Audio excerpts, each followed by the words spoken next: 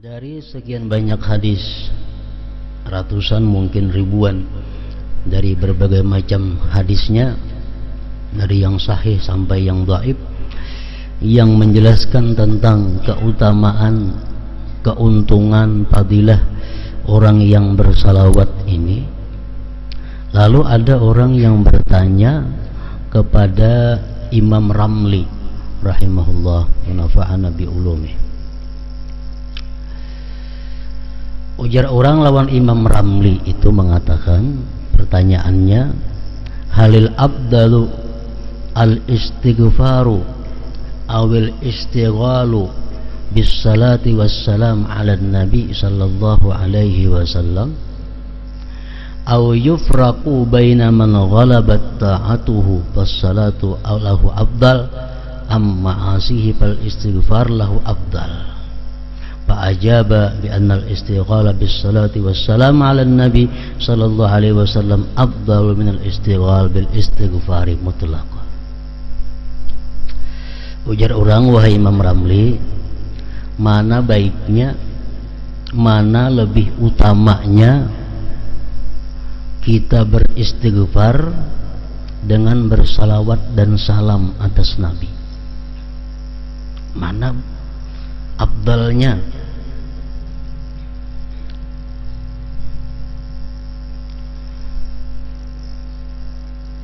Imam Ramli menjawab, lebih afdal bersalawat dan salam atas Nabi sallallahu alaihi wasallam.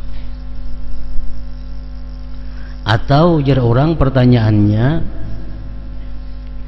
orang yang lebih banyak dosanya, apakah lebih baik dia banyak istighfar atau banyak salawat?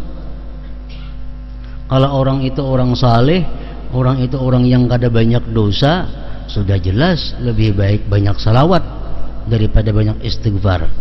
Nah, kalau orang ini bang banyak dosanya, lebih banyak maksiatnya, mana baiknya inya istighfar kan dibanyakinya salawat dan salam kepada Nabi kan? Imam Ramli menjawab, tetap lebih baik salawat dan salam kepada Nabi sallallahu alaihi wasallam. Walaupun orangnya fasik, walaupun orangnya zalim, tetap ini lebih baik banyak istighfar, banyak salawat daripada istighfar. Kenapa sebabnya? Maka lebih baik salawat, lebih afdal salawat daripada istighfar. Karena tadi dalam hadis disebutkan, barang siapa bersalawat kepadaku, ujar Nabi, maka malaikat akan memintakan ampun terhadap inya. Nah, jadi kita walaupun kita kada beristighfar, tapi kita membaca salawat, itu malaikat yang memintakan ampun kepada Allah terhadap dosa kita. Dan malaikat memintakan ampun kepada Allah terhadap dosa kita itu lebih baik daripada kita sendiri yang minta ampun kepada Allah. Karena malaikat itu orang yang dekat dengan Allah. Setiap kali kita berselawat, malaikat berkata, Allahumma ghfir lahu, ya Allah ampuni dia. Bila kita berselawat, malaikat bersuara, Allahumma ghfir lahu, ya Allah ampuni dia. Tapi kalau kita istighfar saja, malaikat kada umpat mintakan ampun kepada kita. Tapi kalau kita berselawat, otomatis malaikat umpat memintakan ampun terhadap dosa-dosa kita itu. Nah, jadi baik orang yang saleh, baik orang yang fasik, yang banyak dosanya, memperbanyak salawat dan salam kepada Nabi itu lebih utama daripada istighfar. Nah, jadi artinya porsinya dalam sehari semalaman ini kita lebih baik banyak salawat daripada istighfar. Kalau istighfar misalnya 100 atau 70, nah salawat lebih daripada itu.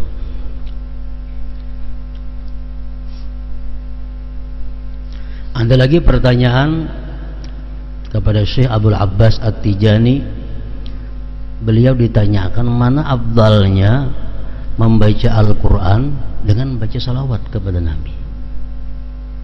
Tadi kan istighfar, sudah jelas lebih afdal salawat.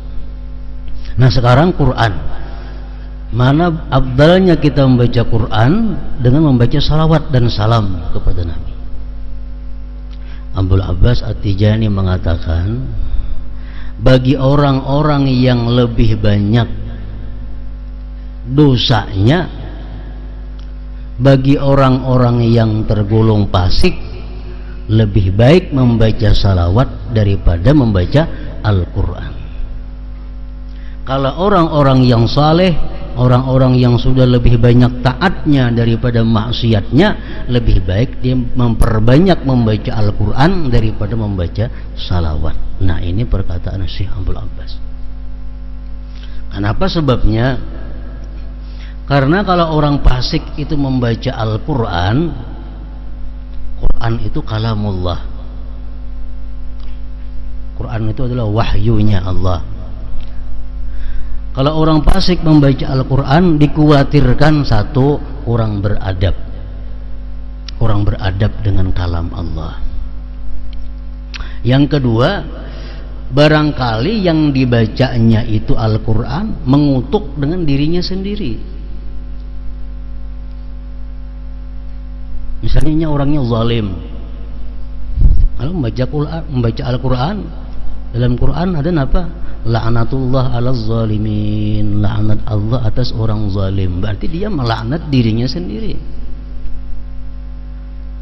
Atau dia fasik, dia baca Al-Quran, wa ammal ladzina fasaqu fa ma'wahumun nar, orang-orang fasik itu masuk neraka. Berarti dia sendiri mengatakan dirinya masuk ke neraka. Nah, untuk orang-orang fasik, orang-orang yang banyak dosa, lebih baik perbanyak salawat. Itu ujar Syekh Abdul Abbas tadi.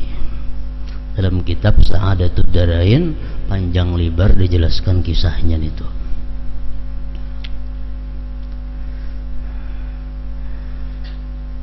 Nah, kemudian lagi, mana abdalnya salawat dengan zikir la ilaha illallah.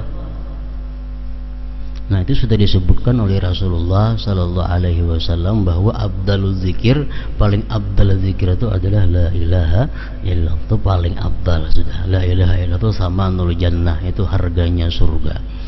La ilaha illallah. Jadi yang paling banyak porsi ibadah kita dalam sehari semalaman ini zikrullah, la ilaha illallah. Nomor 2-nya salawat kepada Rasulullah. Nah, hanya membaca Al-Quran, hanya istighfar. Itu adalah amaliyah-amaliyah yang kada boleh tidak dalam sehari semalaman ini ada kita lakukan.